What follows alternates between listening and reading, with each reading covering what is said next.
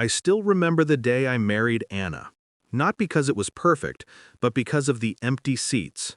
The two right in the front row, labeled Mom and Dad. They didn't even bother to send a message. I told myself they were busy, that maybe the flight was too long, that maybe, deep down, they still cared. But as the music played and my bride walked toward me, that lie collapsed. They had made it clear years ago. I wasn't one of them anymore. Growing up, my parents were obsessed with appearances. Dad was the self-made man who measured success in cars and dinner parties. Mom was the perfect hostess, smiling, polished, hollow. When I told them I wanted to start a small tech business instead of joining Dad's firm, he laughed. Playing with computers isn't a job, son. It's a hobby.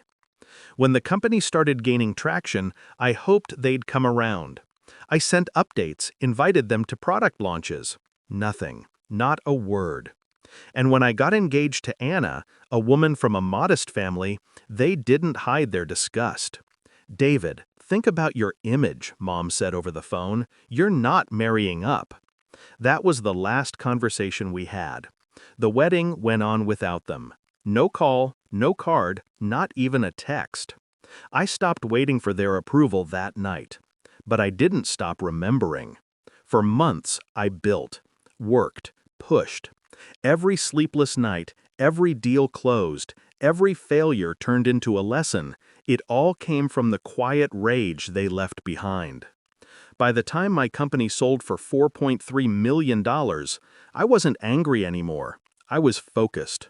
Money doesn't heal wounds, but it gives you options. And one of those options was poetic justice.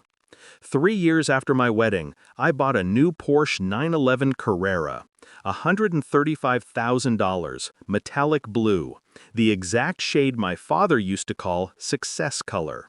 It was a private reward. I never planned to post it, but Anna convinced me, "You've earned it. Show them what they missed." So I uploaded one photo to Instagram. No caption, just the car, parked in front of our new home. 12 hours later, my phone rang. Mom. Her voice was honey-coated panic. "David, we saw your post. Your father and I were just talking about you. We think it's time we all had a family meeting, tomorrow." I smiled. "Sure, I'll be there." She didn't know it, but I had been waiting for this call for 3 years. The next day, I pulled into their driveway. Not in the Porsche, but in the modest black sedan. I left the Porsche parked at the corner, out of sight. Mom greeted me at the door, all warmth and fake concern. "Oh, David, look at you! You've changed." "Yeah," I said, "a lot has changed." They ushered me into the living room, the same place where Dad once told me I was a disappointment. Now the air was different, cautious, rehearsed. Dad cleared his throat. "We've been thinking about family, about reconnecting. You're successful now. Maybe it's time to let the past go."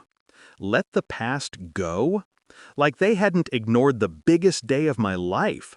Like they hadn't cut me off for loving someone they deemed beneath us. I didn't argue. I just listened. Calm. Silent.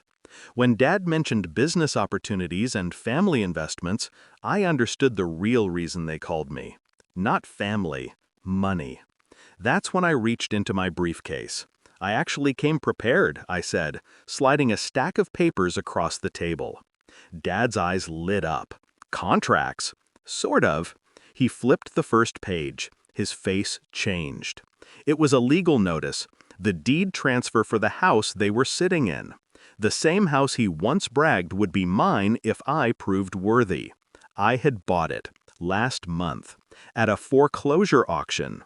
Their company had gone under quietly 2 months ago. They thought a silent investor had rescued their mortgage. That investor was me. Mom's voice cracked. "You bought our home?"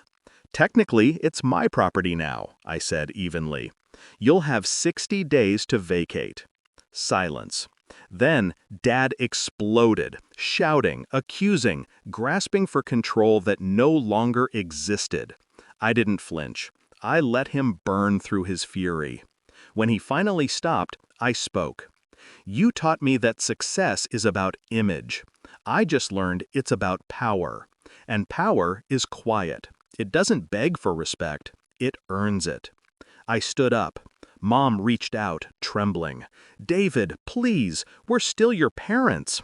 I looked at her, not with hate, but with clarity. No, you're just two people who taught me what not to become. Then I walked out.